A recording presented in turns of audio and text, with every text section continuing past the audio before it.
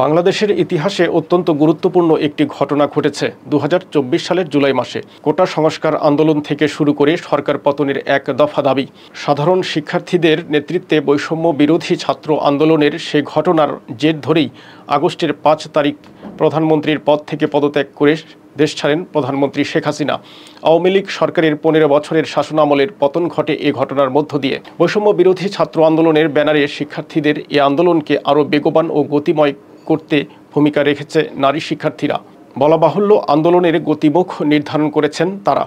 বাংলাদেশের ইতিহাসে যত আন্দোলন হয়েছে তার মধ্যে এই বৈষম্য বিরোধী ছাত্র আন্দোলনে নারী শিক্ষার্থীদের অংশগ্রহণ ছিল সবচেয়ে বেশি। ফলে এই আন্দোলনে হামলা, নিপীড়ন ও আটকের শিকারও হয়েছেন নারী শিক্ষার্থীরা।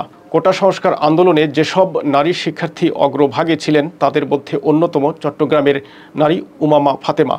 ঢাকা বিশ্ববিদ্যালয়ের প্রাণ রসায়ন ও অনুপ্রাণ বিজ্ঞান বিভাগের এই ছাত্রী বৈষম্য বিরোধী ছাত্র আন্দোলনের অন্যতম কেন্দ্রীয় সমন্বয়ক। কোটা সংস্কার আন্দোলন থেকে শুরু হওয়া স্বৈরাচার বিরোধী এই আন্দোলনের শুরু থেকেই তিনি সম্পৃক্ত ছিলেন।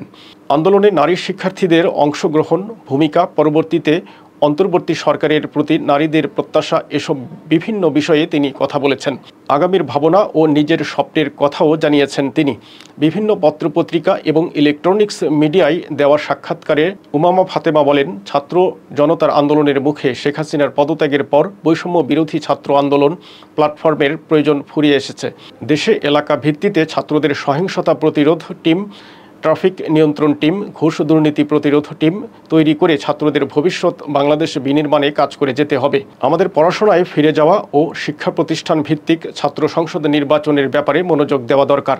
আইন শৃঙ্খলা বাহিনীকে মাঠে নামিয়ে বৈষম্য বিরোধী ছাত্র আন্দোলনকে দ্রুত অকার্যকর ঘোষণা করতে হবে। তিনি বলেন, অনেক সুবিধাভোগী গোষ্ঠী ছাত্র জনতার আন্দোলনের মাথায় কাঁঠাল ভেঙে খাওয়ার প্রতিযোগিতায় নেমেছে।